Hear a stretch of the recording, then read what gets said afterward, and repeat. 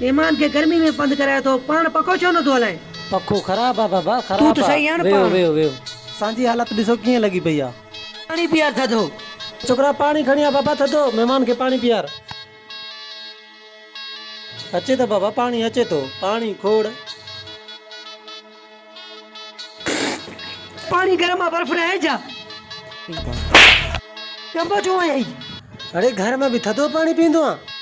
या तो खबर है बर्फ जो किलो कीअं 100 रुपए में बर्फ जो किलो लगो पियो हे मरसोरी थधो पानी पींदो आ। बेस्ती शायद ले करे दो। बेस्ती ना है मुंजा बच्चा इज्जत मेहमान जी कारे वे वे। आज इज्जत आ यार ये चंपो है ये वे इज्जत आ। वे चुप कर रे चंपा जा ले हने तो। चुप करे वे बाबा वया तो छड़। ए चुप कर मां चवाए तो। अरे छोकरा यो जो लोटो ना है जंहिंमें पोइ लस्सी पींदो आ इहो बि गरम पाणी जो भरे आ ऐं सोटी बि खणी आ घुमंदो वञ। छा तू मुंहिंजी बेइज्जती कंदे? इज्जत कंदा तुंहिंजी बच्चा इज्जत कंदा तेरी इज्जत आ बा। ताबा बाबा इज्जत साहब मुझे पे डाले के तो मां न पींदुम थधो पानी। वे हिते अरे जो तो मार पोवे छो चितो थियो आ। चुप कर मां तोखे थधो पाणी पीआरां थो कंहिं वटि अला आहे अला न आहे डेली भॻा बिठाओ।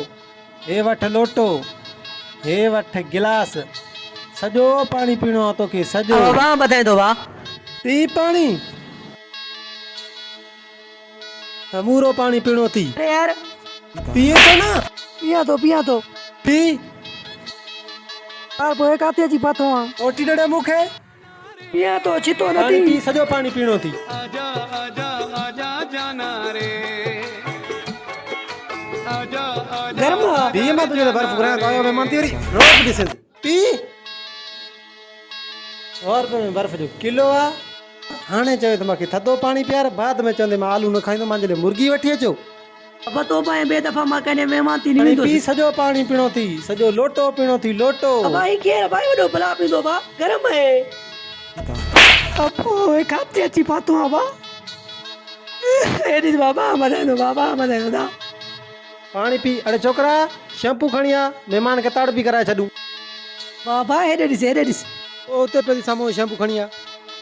बाबा ला इडोई थी बाबा मां वञा तो बाबा खुदा मेरे दी छड। टोपी ला टोपी सिंधी जी शान आ। अबू के जेड़ दाबू के तो पाए काडो था दो पानी घुरो। रिलेट कर ले बाबा ला के मन पजे के माना के सिद्धि भाइयों ने तेरी खिदमत में कमी छोड़ी न कोई।